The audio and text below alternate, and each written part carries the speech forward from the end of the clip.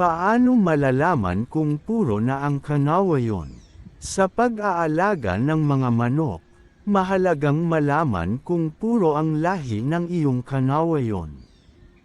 Isang epektibong paraan upang matukoy ito ay ang pagpares ng lalaking kanawayon sa isang inahin na kulay pula.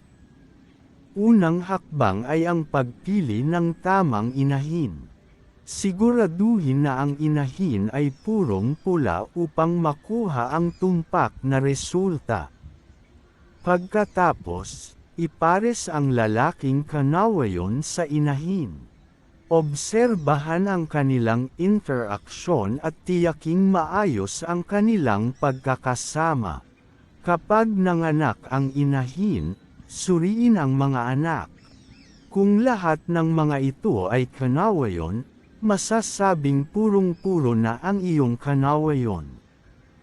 Ang prosesong ito ay nagbibigay daan sa iyo na tiyakin ang kalidad ng iyong mga alaga at magtagumpay sa pag-aalaga.